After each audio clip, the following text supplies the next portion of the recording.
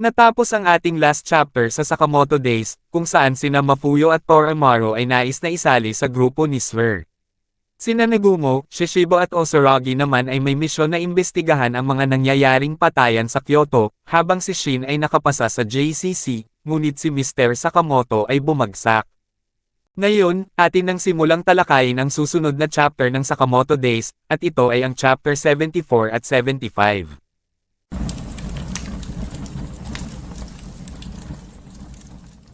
Nagsimula ang chapter, kung saan nagulat ang lahat sa pagbagsak ni Mr. Sakamoto. Tinanong ni Mrs. Sakamoto, Nataro, nakalimutan mo bang isulat ang pangalan mo, habang sinabi ni Mr. Sakamoto, na kahit ang mga pro ay bumabagsak din. Nalungkot naman si Hana para sa kanyang daddy, habang nagalit si Shin at sinambit, na maaaring may mga pagkakamali silang nagawa kaya nangyari ito. Imposibleng bumagsak si Mr. Sakamoto. Aalamin ko ang dahilan kung bakit naging ganito ang resulta. Tinawagan ni Shin si Yusami at sinabi na bakit ganito. Sinabi mo na pasado siya. Sinambit ni Yusami na malinaw na nakasaad sa regulasyon ng JCC na hindi namin pwedeng kunin ang may bounty sa ulo. Binaba na ni Yusami ang telepono habang sinaad ni Shin na pupunta ako doon upang kausapin sila ng personal. Sinambit ni Luke na si Shin ay lubhang naiinis habang bigla namang dumating si Nagumo at sinabi na huwag kayong mag-alala. May simpleng solusyon dyan. Hindi inasahan ng tatlo na nasa likuran nila si Nagumo at sinambit nila na saan ka nanggaling, Nagumo. Sinabi ni Nagumo na narinig ko na nag-apply ka ulit sa JCC. Ikaw na ang ibig kong sabihin ay napaka-interesante, Sakamoto. Nagalit si Mr. Sakamoto kay Nagumo at sinaad na muntikan na niya akong tawagin na tanga. Pinigilan ni Shin si Mr. Sakamoto na saktan si Nagumo habang sinasabi na huminahon ka Mr. Sakamoto. Tinanong ni Shin si Nagumo na anong ibig mong sabihin sa madaling solusyon habang sinambit ni Nagumo na napakasimple lang. Kung hindi mo kayang makapasok bilang estudyante, paano naman kung bilang isang guro? Nagulat ang dalawa sa mungkahi ni Nagumo habang sinabi pa nito na nag-research ako kamakailan lang dahil gusto ko ding pasukin ang JCC, pero may biglaan akong lakad sa Kyoto kasama ang aking mga kaibigan. Kaya naghahanap ako na pwedeng pumalit sa akin. Napaisip naman si Shin at sinaad sa kanyang isipan na sa totoo lang, magandang ideya yun. Sa paraan na yon, maaari akong mag-imbestiga bilang estudyante, pati na din si Mr. Sakamoto bilang guro, pero sinabi ni Mr. Sakamoto na ang problema dito ay hindi ako pahihintulutan ng JCC na makapasok, tanga. Sinambit ni Nagumo habang nakatingin siya kay Mrs. Sakamoto na walang problema. Pwede namang hindi si Mr. Sakamoto, tama ba? Naguluhan naman si Mrs. Sakamoto at sinabi na ano? Ako ba ang tinutukoy nyo? Inilipat ang scene sa isang lugar na may napakalawak na gusali habang sinasabi ng narrator na ang Japan Clear Association ay isang Japanese assassin training institution at kilala din ito bilang JCC. Ang JCC ay may enrollment na mahigit kumulang na 1,000 estudyante at 4-year residential program. Dahil sa mahigpit na training, maraming estudyante ang hindi ito kinakaya. Pero ang mga estudyante na nagpapatuloy ay maaaring makakuha ng lisensya habang nasa training. Sa madaling salita, ang JCC ay isang lehitimong assassin training program. Ipinakita si Akira Akao na nasa loob ng JCC at ito ay malungkot habang sinasabi sa kanyang sarili na napakalaki ng lugar na to at ako ay naliligaw na. May isang janitor ang kumausap naman sa kanya at sinabi na wala ka bang sandata, iha? Kung ikaw ay naparito para maging assassin, ay dapat ka laging nagdadala ng armas. Agad namang tumakbo si Akira habang sinasabi na pasensya na. Siya ay 1 linggo nang nasa JCC, at ni isa ay wala pa siyang nakikita sa mga nakasabay niyang test takers noon. Habang naglalakad si Akira sa loob ng JCC, ay may nakita itong mga tao na nagmamadali. Sila ay papunta ng emergency room dahil ang kanilang tao na tinutulungan ay lubhang sugatan. May 2 namang lalaki ang nasa harapan ni Akira ang nagchichismisan, na 10 tao na daw ang nasusugatan ng malubhang ngayong buwan, at ang mga tao na hindi kayang sumabay ay hindi nagtatagal. Napaisip si Akira at sinabi sa kanyang sarili na isang milagro lang ang pagpasa ko sa pagsusulit. Paalam aking mga kaibigan, baka hindi ko kayanin. Naalala namang bigla ni Akira ang sinabi sa kanya ni Rion Akao na may sasabihin ako sa'yo, Akira. Sinasabi nila na ang luha ay nag-iiba ang lasa, depende sa emosyon na iyong ipinapakita. Ang luha ng kasiyahan ay matamis, hindi ba nakakadiri yon? Sinambit ni Akira sa kanyang isipan, na tama. Pumasok ako dito upang hanapin si Rion, kaya dapat kong kayanin na maging assassin. Biglang nagulat si Akira dahil tumunog ang alarm ng kanilang paaralan, at pagkatapos ay tinignan niya ang kanyang notebook. Sinaad ni Akira na ano na ang susunod na klase. Ang close quarter combat, at ito ay nasa lecture hall 3. Nagtungo kaagad si Akira sa silid, at pagkatapos ay sumilip ito sa pinto. Nakita siya ng guro at tinanong na sino ka? Isa ka bang first year? Ang mga third year lang ang pwedeng pumasok sa poisoning class. Malinang napasukan na silid si Akira, kaya umalis siyang agad. Inilipat ang scene sa Lecture Hall 3, kung saan sinambit ng guro na ang art of close quarter combat ay ang pinaka-importante bilang assassin. Matututunan niyo ang close quarter combat skill sa aktwal na laban, at hindi ito isang sport. Ngayon, pumunta kayo sa ikatlong pahina ng inyong mga libro.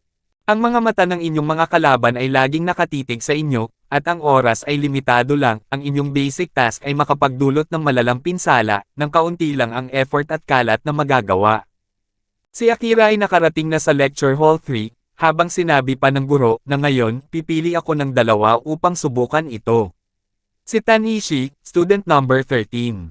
Dahan-dahan namang pumasok si Akira, habang biglang pinaputukan ng guro ang pader na malapit sa kanya at sinabi na ang estudyante nakakapasok lang, pumunta ka sa harapan. Nakaramdam ng kaba at takot si Akira dahil iniisip niya na ito na ang kanyang katapusan. Sinaad ng guro na ngayon magsisimula tayo sa simpleng kilos ng close quarter combat. Subukan yung iwasan ang atake at ilihis ito sa ibang direksyon. Ngayon, dahan-dahan nating simulan ito. Nagharap na ang dalawang estudyante at labis na kinakabahan si Akira dahil napakalaki ng kanyang kalaban. Napaisip naman si Jumbo Tanishi at sinambit na talagang ihaharap nila ako sa maliit na babaeng to. Sinambit ng guro na ang isa ay aatake, habang ang isa ay didepensa. Kayo ay gagamit ng tunay na patalim, kaya magdahan-dahan lang kayo. Ibinigay ng guro ang patalim kay Jumbo Tanishi, habang inisip ni Tanishi na siguro kahit papaano ay tatakutin ko muna siya. Sa halip na bagalan ni Tanishi ang pagkilos ay minadali niya ito na napansin ng guro at nais niya itong pahintuan. May bigla namang pumihil sa kamay ni Jumbo Tanishi at nabitawan niya ang patalim na kanyang hawak. Labis na nagulat si Akira at Tanishi sa nangyari at pagkatapos ay bigla na lang tinamaan ng dalawang suntok sa mukha at dibdib ang malaking lalaki. Ang kanyang bibig at ilong ay nagdugo habang ang mga ibang estudyante na nanonood ay hindi makapaniwala sa nangyari. Sinabi ni Akira sa kanyang isipan na parang nakita ko na ang ganong klaseng pag-atake. Muli namang nagsalita ang guro ng Hall 3 at sinabi na nakalimutan ko palang sabihin, simula ngayong araw magkakaroon tayo ng isa pang guro na tutulong sa akin sa pagturo. Nagkaroon naman ng flashback kung saan si Negumo ay inaayos ang mukha at katawan ni Mr. Sakamoto. Pagkatapos maayos ni Mr. Sakamoto, ay napasigaw ang lahat dahil sa kanilang nakita. Pinagmasdang mabuti ni Mrs. Sakamoto ang kanyang asawa at sinambit na mukha ka na talagang ibang tao, darling. Hindi nagustuhan ni Mr. Sakamoto ang ginawa sa kanya ni Negumo, at nais niya itong ibalik sa dati. Tinignan ni Negumo ang kanyang relo at pagkatapos ay sinabi nito na kailangan ko nang umalis. Nga pala, ang disguise ay magtatagal lang ng isang araw. Kaya dapat hanapin muna ang database bago ka pa maubusan ng oras.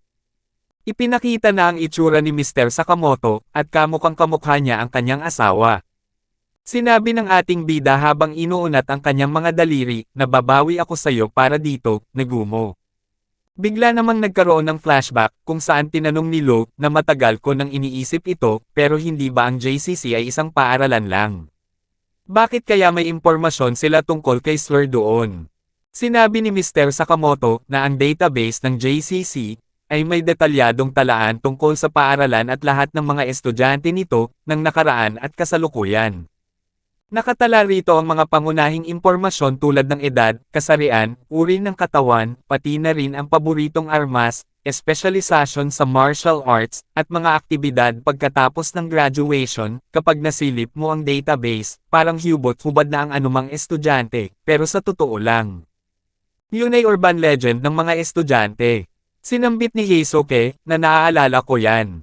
May isang lihim na silid, nasa main library o sa opisina ng vice principal, tama ba? Sinaad ni Sakamoto na noong panahon ko may mga bali-balita tungkol sa misteryosong silid sa ilalim ng Southern Stairs. Sinabi ni Luke na mga bali-balita lang ang meron tayo habang sinambit ni Heisuke na oo. Wala pang nakakita ng silid na yon. Sinaad ni Mr. Sakamoto na ilang taon na ang nakalipas, noong panahon ng exams namin, hinanap ni Nanegumo at Akao ang silid na yon, para makakuha ng mga test answers mula sa mga nakaraang taon, pero hindi nila ito nahanap, hindi ko alam kung bakit, pero napag-alitan din ako. Tinanong ni Shin, na paano nga ba natin ito mahahanap kung pati kayo hindi ito nakita. Sinabi ni Mr. Sakamoto na pero nandito ka na ngayon, habang sinambit ni Luke na tama. Walang lihim ang hindi mo kayang malaman. Sinambit ni Mr. Sakamoto na ako na ang titingin sa mga bali-balita, at ikaw na ang magbasa ng isipan ng mga guro at estudyante, na sinang-ayunan naman ni Shin. Ibinalik na ang scene sa kasalukuyan, kung saan si Mr. Sakamoto ay nakadisguise bilang ang kanyang may bahay na si Mrs. Sakamoto. Sinabi ni Akira sa kanyang isipan na may babae pala na kasing lakas ni Rion. Naghihiyawan naman ang mga estudyanteng kalalakihan kay Mr. Sakamoto dahil napakaganda at kahanga-hanga daw ito. Nagalit si Mr. Sakamoto sa mga reaksyon ng mga estudyante sa kanya at sinambit nito sa kanyang sarili, na na-memorized ko na ang mga tao na humahalay sa aking asawa gamit ang kanilang mga matalim na tingin. Bigla namang pumutok ang tiyan ni Mr. Sakamoto na naging dahilan upang masira at tumalsik ang butones na kanyang suot at ito ay tumama sa ulo ni Akira. Agad na ibinalik ni Mr. Sakamoto ang hugis ng kanyang tiyan, habang sinasabi sa kanyang sarili na muntik na ako doon. Pinagmasdan ni Akira si Mr. Sakamoto at tinanong na nagkita na ba tayo noon, habang sinabi ng ating bida na hindi pa tayo nagkita kailanman. Napatingin naman ang guro ng Hall 3 kay Akira at sinaad sa kanyang isipan na ang maliit na babaeng yon ay pamilyar. Nang tignan ng guro ang kanyang impormasyon sa papel, ay nagulat ito dahil ang kanyang apelido ay Akao.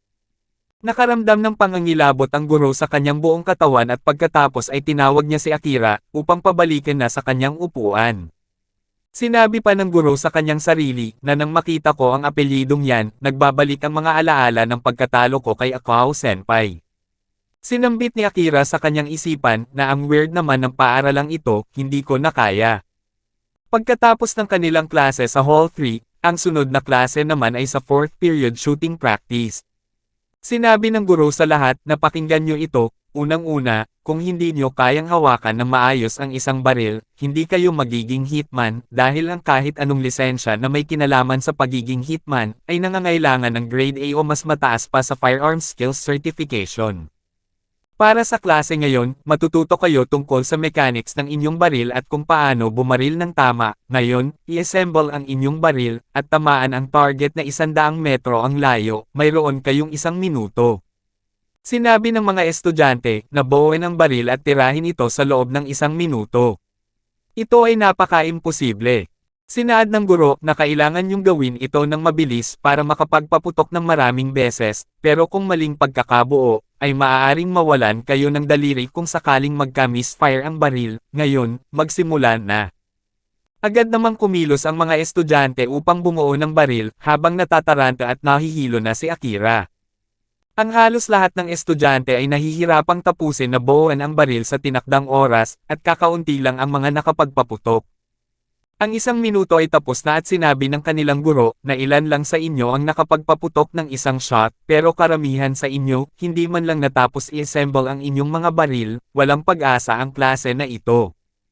Tinawag ng guro ang trainee teacher na si Mr. Sakamoto at sinabihan niya ito, na ikaw, ipakita mo sa kanila kung paano ito gawin. Bilasan mo at pumunta ka na sa station. Sinabi ng guro sa kanyang sarili na ipapahiya ko siya sa lahat. Ipaparamdam ko sa kanya na ang trabaho na ito ay hindi kaya ng mga kababaihan. Agad namang nagsimula si Mr. Sakamoto, at sa isang iglap lang ay nabuo niya ang kanyang baril. Nakapagpaputok ito ng maraming beses, at ang lahat ng bala na kanyang pinakawalan ay tumama sa target. Pinagpawisan ng lalaking guro sa kanyang nasaksihan dahil ang bilang na kanyang napakawalan at napatama ay 67, habang labis na humanga ang mga estudyante sa kanya. Makalipas ang ilang minuto, ang mga estudyante ay pinag-uusapan ang all-time record shooter. Nilapitan ito ni Mr. Sakamoto habang sinasabi na kung ito ay all-time greatest shooter, ay dapat na nandito ang pangalan ko. Ang pangalan ni Taro Sakamoto ay nasa pangalawa lamang, habang ang nangunguna ay walang pangalan na nakalagay. Sinaad ng mga estudyante na ayon sa balita, ang unang pwesto ay isang lalaking tinatawag na Dragon. Narinig ko na may ibon daw siya, sobrang lakas niya, at may tattoo daw siya ng bullseye sa noo niya. Tama. Parang sinasabi ng kanyang tato sa lahat na tirahin mo ako kung may lakas ka ng loob. Walang nakakaalam kung anong nangyari sa kanya mula nang mag-graduate siya, at naging alamat na siya. Dahil sa narinig ni Mr. Sakamoto, ay napagtanto niya na ang number 1 sa listahan ay si Heisuke. Inilipat naman ang scene sa South Building, Weapon Production Department at Research Laboratory. Tinanong ng isang lalaki na sino sa inyo ang mga walang hiyang nagtunaw ng armas ko para gawing hilaw na materyales, habang napansin din ng isa na nangyari din ito sa kanyang sandata. Sinabi ng lalaki na si Netsuki na sigurado. Hayop na yun, wala akong pakialam kung siya pa ang top ng klase, hindi ko siya papayagang magyabang dito. Hanapin niyo siya. Ipinakita si Netsuki na may hawak na telepono, at ito ay nasa banyo habang sinasabi, na nako, sobrang naiinis na ang mga senpai, ang hirap naman nito. Patuloy na hinanap ng lalaki si Netsuki, at nagpunta ito sa halos lahat ng silid ng kanilang gusali.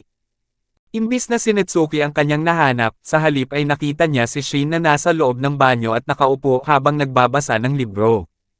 Tinanong ng lalaki, na sino ka ba? Hindi kita nakita dito dati.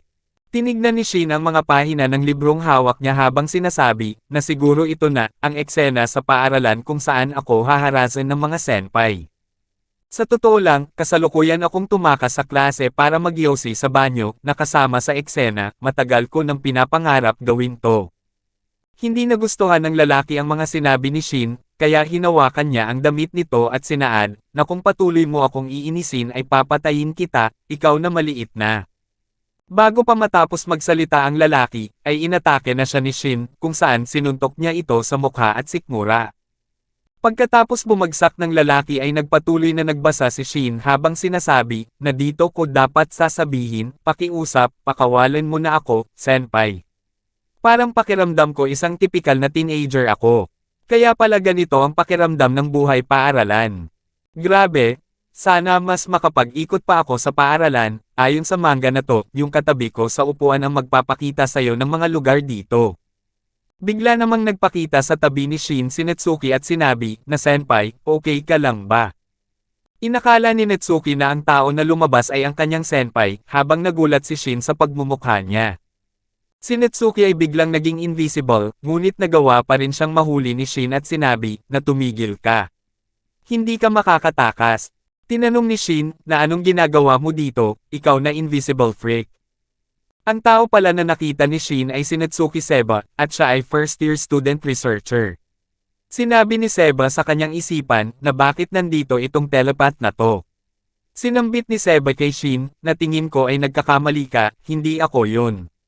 Dito na natatapos ang chapter 74 at 75 ng Sakamoto Days.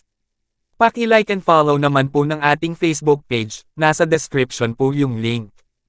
Muli huwag kalimutang mag-like, comment, share at subscribe sa ating channel. Salamat!